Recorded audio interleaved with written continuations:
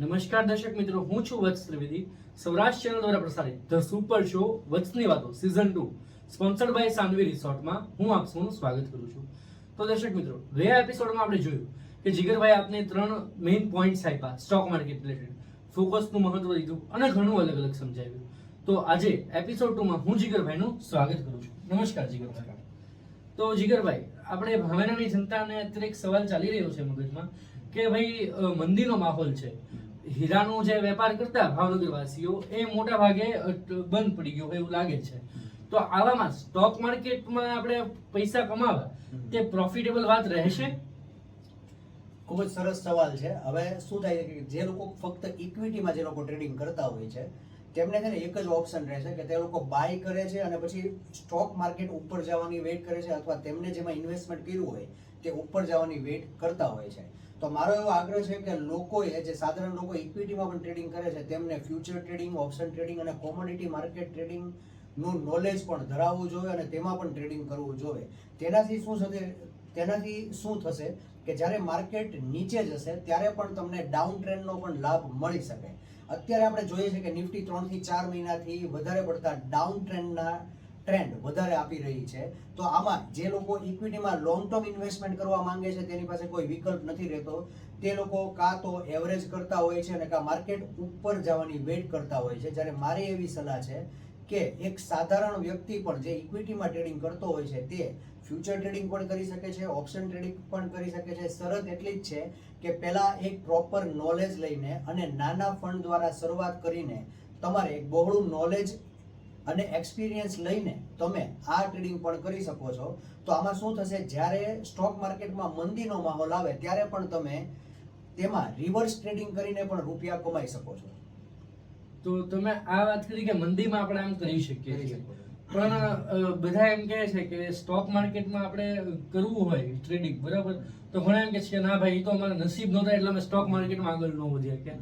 તો તમે as a trainer અને એઝ અ ટ્રેડર બે તરીકે તમે એમ કહો છો કે knowledge is the key to success in the stock market.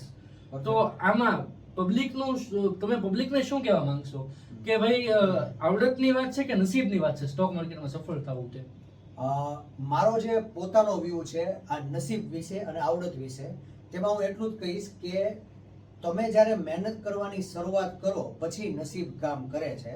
ઘણા લોકો મને પૂછતા હોય છે કે શું નસીબ સ્ટોક માર્કેટમાં હોય તો જ આપણે રૂપિયા કમાઈ શકીએ છીએ?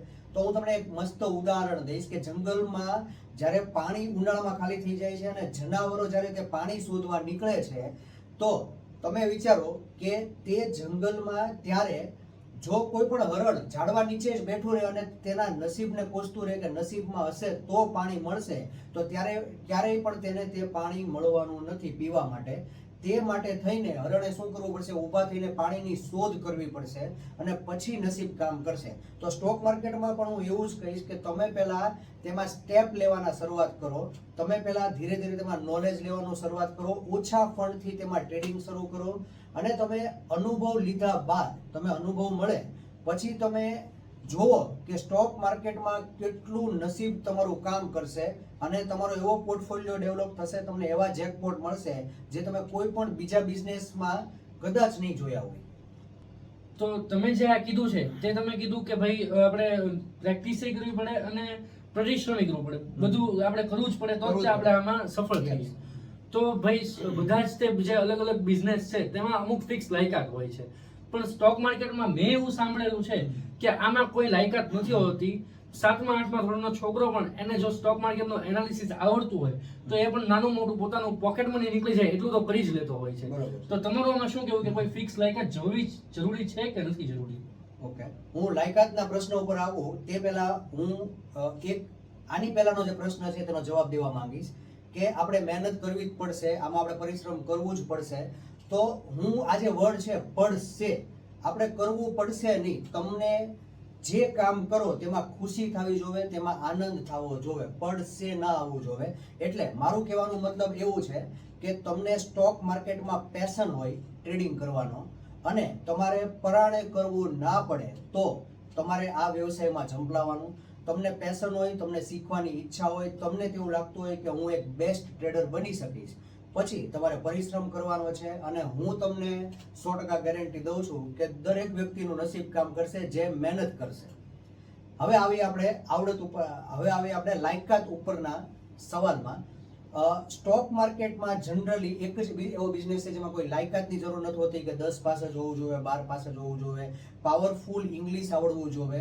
આ છે જનરલ નોલેજ હોવું જોઈએ, ઇન્ટરનેટનું નોલેજ હોવું જોઈએ, તમને બ્રોકરની જે એપ છે તે જનરલી જે યુઝ કરતા આવડવી જોઈએ, બાય અને સેલના ટ્રેડ પાડતા આવડવા જોઈએ.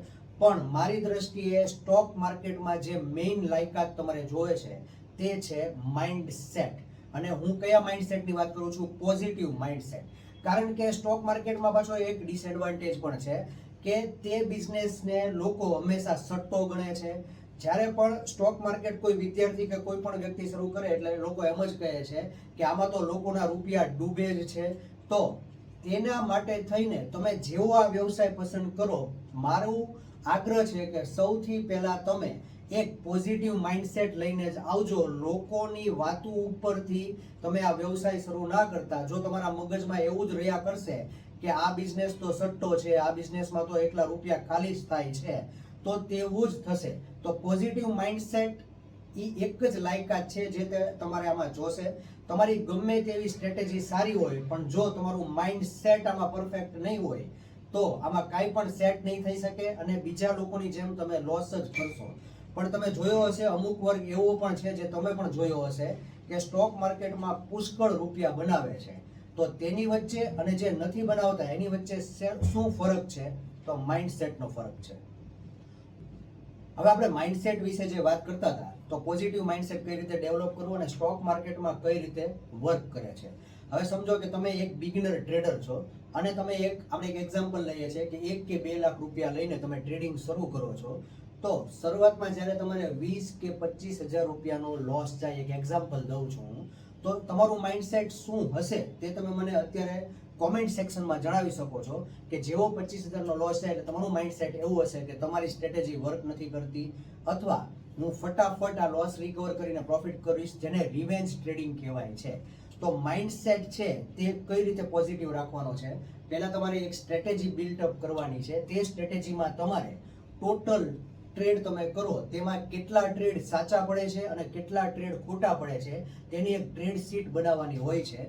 અને તે ટ્રેડ શીટ જે છે તે તમે જે ડેટા એનાલિસિસ કરો છો તેની ઉપરથી તમને એવો ડેટા મળશે કે તમારા ટોટલ સ્ટોપ લોસ કેટલા હિટ થાય છે, ટોટલ તમે પ્રોફિટના પોઈન્ટ કેટલા ટ્રેલિંગ કરીને ખેંચી શકો છો, અને ધીરે કરતા તમને પોઝિટિવ માઇન્ડસેટ ડેવલપ થતું જશે. અને મારી એક પણ સલાહ છે કે સ્ટોક માર્કેટમાં જે પણ વ્યક્તિને બિઝનેસ કરવો હોય તેને યોગા અને મેડિટેશન કરવું ખાસ જરૂરી છે. કારણ કે આ માઇન્ડ ગેમ છે, આમાં તમારા માઇન્ડસેટ ઉપર તમારો પ્રોફિટ થશે. તમે એક જ વર્ષમાં આમાં કરોડપતિ બની શકો છો જો તમારું રાઈટ માઇન્ડસેટ હોય તો. Your fitness shows your richness. Yes. Yoga and મેડિટેશનમાં આપણે એમ કહી શકીએ કે your fitness shows your richness. Stock માર્કેટમાં તમે ફાયદા પણ જણાવ્યા અને આનું નુકસાનની પણ વાત કરી કે ભાઈ 20-25,000 નુકસાન થઈ શકે છે. તો નવા જે ટ્રેડરો છે એ લોકો માટે સ્ટોક માર્કેટમાં રોકાણ કરવું તે ફાયદાની વાત છે કે મંદીના માહોલમાં રોકાણ ન કરે તેમાં સારું રહે છે? તેમાં હું જેમ પહેલા આપણે પૂછ્યું તો તે જ જવાબ દઈશ કે તમે રોકાણ શેમાં કરો છો તેના ઉપર આધારિત રહે છે. જો તમે ઇક્વિટી માર્કેટમાં તેવા સમયે રોકાણ કરતા હો જ્યારે વર્લ્ડમાં ટ્રેડ વોર ચાલતો હોય, ટેરિફ એકબીજાને લગાડે છે બધી કન્ટ્રીઝ, તો ત્યારે ઇક્વિટીમાં રોકાણ કરવું ઘણીવાર ફાયદાકારક હોતું નથી. પણ હવે તમે બીજી સેગમેન્ટમાં કોઈ ટ્રેડિંગ કરતા હો જેમ કે ઓપ્શન ટ્રેડિંગ છે, ફ્યુચર ટ્રેડિંગ છે, કોમોડિટી ટ્રેડિંગ છે, તેમાં તમે જેમ પહેલા વાત કરી એમ નોલેજ લઈને જ્યારે ટ્રેડિંગ કરો તો તે ફાયદાકારક નીવડી શકે છે. તો તમે આજે વાત કરી કે ભાઈ કયા ફિલ્ડમાં કરવું ને કેમ, તો આમાંથી કેવો પ્રશ્ન પણ ઉભો થાય છે કે ભાઈ સ્ટોક માર્કેટમાં બે જાતના એનાલિસિસ હોય છે, ફંડામેન્ટલ એનાલિસિસ અને ટેકનિકલ એનાલિસિસ. તો આ બેની વચ્ચે તફાવત શું છે? ઘણા લોકોને એમાં કન્ફ્યુઝન હોય છે. હું સાવ સિમ્પલ લેંગ્વેજમાં વાત કરીશ. ફંડામેન્ટલ એનાલિસિસ એટલે ન્યૂઝ બેઝ ટ્રેડિંગ લોકો કરતા હોય છે. જે પ્રમાણે કંપનીના ન્યૂઝ આવે, જે પ્રમાણે કંપનીના ડેટા આવે, જે પ્રમાણે કંપનીની બેલેન્સ શીટ, કેશ ફ્લો, તેનું કેપિટલાઇઝેશન બધું હોય છે તે મુજબ લોકો જોઈને ટ્રેડિંગ કરતા હોય છે, જેને ફંડામેન્ટલ એનાલિસિસ કહેવાય છે. અને તેમાં પણ લોકો એક્સપર્ટ હોય છે. ટેકનિકલ એનાલિસિસ એટલે ચાર્ટ ટ્રેડિંગ આવે છે, જેમાં 9 પ્રકારની મેઇન પેટર્ન્સ આવતી હોય છે. Double top, double bottom, head and shoulder, reverse head and shoulder, તેવી ઘણી બધી પ્રકારની પેટર્ન્સ આવતી હોય છે, જે જનરલી અત્યારે બધાને યુટ્યુબના માધ્યમથી ખ્યાલ જ હોય છે. પણ મેઇન વસ્તુ શું નથી ખ્યાલ હોતી તે મહત્વનું છે કે તમે કોઈ પણ પેટર્ન શીખો તેની પાછળની ડેફિનેશન, તે પેટર્નમાં ક્યારે એન્ટ્રી લેવી અને તે પેટર્નમાં ક્યારે એક્ઝિટ લેવી, તે ખૂબ મહત્વનું હોય છે. આ શીખ્યા બાદ પણ એક જગ્યાએ 10% લોકો જે ફૂલ પ્રોફિટ કરે છે અને 90% લોકો જે ફૂલ લોસ કરે છે, તે માર ખાઈ જાય છે. તે છે એક્ઝિટ પોઈન્ટ. લોકોને ક્યારે એક્ઝિટ લેવું, જો તે નોલેજ અને તે સ્કિલ શેર બજારમાં મળી જાય તો તે વધારે રૂપિયા કમાઈ શકે છે. આપણે નિફ્ટીની જ અત્યારે વાત કરીએ કે જેમને રાઈટ ટાઈમે ઉપરથી એક્ઝિટ લઈ લીધું હતું તે લોકોએ પ્રોફિટ બુક કરી લીધો હતો અને તેમને પાછો ઇન્વેસ્ટમેન્ટનો અત્યારે મોકો મળશે. તો ટેકનિકલ એનાલિસિસમાં મારું એવું કહેવું છે કે તમે એક્ઝિટમાં માહિર થાવ, તમને ટ્રેલિંગ કરતા ફાવવું જોઈએ. ટ્રેન્ડ ક્યાં સુધી ખેંચી શકશે તેનું નોલેજ તમે ધીરે ધીરે લ્યો અને બાયર અને સેલરની ગેમ સમજવાની ટ્રાય કરો. તો તમે ખૂબ જ સારી વાત કરી. જે આપણું જે બેઝિક ફંડામેન્ટલ છે, જે સ્ટોક માર્કેટનું એનાલિસિસ, બે જાતના ટેકનિકલ અને ફંડામેન્ટલ, એ તમે આજે અમારા દર્શક મિત્રોને ક્લિયર કરી દીધા છે. તો ગયા એપિસોડમાં મેં અમારો સૌરાષ્ટ્રનો મોબાઈલ નંબર આપ્યો હતો અને જીગરભાઈ પંડ્યાને સવાલ પૂછવાનું કીધું હતું. તો તેમાંથી દર્શક મિત્રોએ મને એવા સવાલ પૂછ્યા છે કે એસઆઈપી અને લમ્પસમ આ બે વસ્તુ એવી છે જે સ્ટોક માર્કેટ રિલેટેડ છે અને લોકો એમાં ઇન્વેસ્ટમેન્ટ કરતા હોય તો થોડાક સમયની લોકોને સારું એવું પ્રોફિટ મળે છે. તો મને કોઈ એવો સવાલ પૂછ્યો છે કે એસઆઈપી કરવી સારી પડશે કે લમ્પસમ કરવું સારું પડશે? ઓકે, મારી દ્રષ્ટિએ કેવું છે કે જેમને બીજો વ્યવસાય હોય અને સ્ટોક માર્કેટમાં પૂરતું એનાલિસિસ ના કરી શકતા હોય, જેમને નોલેજ ના હોય, પણ છતાંય સ્ટોક માર્કેટનો લાભ લેવો હોય, તે લોકોએ એસઆઈપી કરવું જોઈએ. અને બાકીના લોકો જેમની પાસે સમય છે, જેમને આ બિઝનેસમાં ઝંપલાવવું જ છે અને જેમને પેશન છે કે ગમે તે રીતે મારે સ્ટોક માર્કેટના ટ્રેડર બનીને જ રહેવું છે, તેમને બીજો વિકલ્પ પસંદ કરવો જોઈએ. તો તમે આજે ખૂબ જ સારી અમારા દર્શક મિત્રોને વાત કરી છે. તમારા તરફથી કાંઈ પણ એવો મેસેજ છે કે જે તમને આમ ભવિષ્યના માર્કેટમાં દેખાતું હોય કે અને અમારા જે કઈ નવા ટ્રેડર અત્યારે જે ટ્રેડિંગ કરે છે એમની માટે તમે કઈ એવો સારો મેસેજ દેવા માંગતા હો તો? હા, જરૂરથી. હું કોઈ અહીંયા ટીપ નહીં દઉં કે ભાઈ માર્કેટ ઉપર જવાનું છે કે નીચે, પણ હું તમને એક ટેકનિક શીખવાડીશ જેના દ્વારા કદાચ તમને હેલ્પફુલ થઈ શકે. અને જો ભવિષ્યમાં તમને તે ટેકનિક હેલ્પફુલ થાય તો તમારે વત્સભાઈના ચેનલમાં કોમેન્ટ સેક્શનમાં ખાસ લખીને દેવાનું, જેથી કરીને અમને લોકોને પણ પ્રેરણા મળે. જનરલી જ્યારે તમે ઇક્વિટી માર્કેટમાં ટ્રેડિંગ કરતા હો છો, ઇન્વેસ્ટમેન્ટ કરતા હો છો, તો તમે શું જોવો છો કે તેનું ફંડામેન્ટલ આખું સ્ટડી કરો છો, quarterly result, net profit, EPS ratio, પી રેશિયો, આ બધું આવતું હોય છે અને તમે આ બધા પાસા ચેક કરતા હો છો.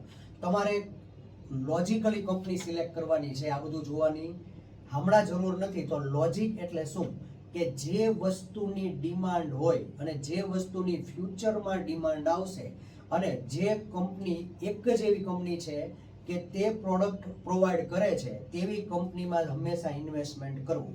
એક એક્ઝામ્પલ દઉં છું કે જ્યારે કોરોના કાળ હતો ત્યારે ઝોમેટો નામના શેરમાં -3,000 કરોડનો લોસ ચાલતો હતો. એપ્રોક્સિમેટ છે, મારી પાસે એક્યુરેટ ફિગર નથી, કારણ કે લોકોએ બહાર ખાવાનું બંધ કરી દીધેલું હતું.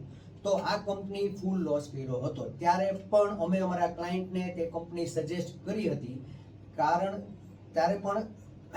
કે ત્યારે પણ અમે આ કંપની ક્લાયન્ટને સજેસ્ટ કરી હતી.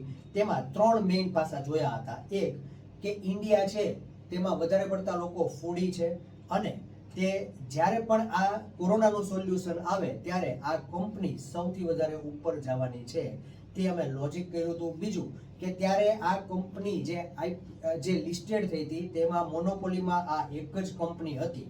તો આવું તમે એક મોનોપોલી વાળી કંપની સિલેક્ટ કરો જેની ફ્યુચરમાં હંમેશા ડિમાન્ડ રહેવાની છે અથવા ફ્યુચરમાં ડિમાન્ડ ઉદ્ભવવાની છે, તે કંપની તમે સિલેક્ટ કરી શકો છો.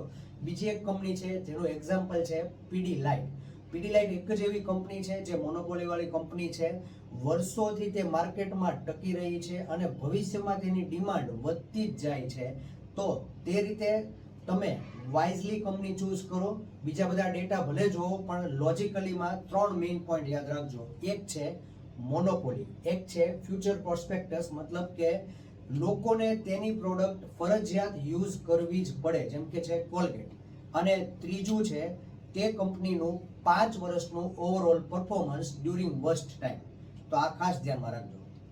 તમે એમ કહેવા માંગો છો કે ભાઈ જો દિવાળી આવી તો માણસો ઓટોમોબાઈલ્સ મોબાઈલમાં ને એમાં સારી સારી સ્કીમ આવશે ને બધું, તો આપણે એના શેર રાખવા જોઈએ એઝ પણ તેમાં એના મલ્ટિપલ કંપનીઝ છે, એટલે છે. તમારે હા. મોનોપોલીનો જે કી પોઈન્ટ છે હા. તે તેમાં બાકાત થઈ જાય છે. પછી ક્યારેક આપણે ઉનાળાની સિઝનમાં માણસો કલર કામ કરાવે તો એશિયન Yes. પેન્ટ્સ ને એવી બધી કંપની છે, હા. આપણે એને એનાલિસિસમાં રાખવું હા. પડે. તો જીગરભાઈ, હું તમારો ખૂબ ખૂબ આભાર માનું છું કે તમે અમારી ભાવનાની જનતાને ખૂબ સારું શીખવાડ્યું કે ભાઈ આપણે એનાલિસિસ કરવું જોઈએ, અને તમે છેલ્લે જે ટીપ આપી એ આઉટસ્ટેન્ડિંગ ટીપ છે. તો તમે પણ દર્શક મિત્રો હજી તમારે કાંઈ સવાલ હોય તો તમે અમારા ચેનલના નંબર 9727000059 9727000059 પર તમે કોલ કરી શકો છો સવારે 11 થી સાંજના 5 સુધીમાં. અમે જીગરભાઈને પૂછશું અને તમારો જવાબ તમને કોલ દ્વારા પણ આપશું અને ઓન સ્ટુડિયો પણ આપશું.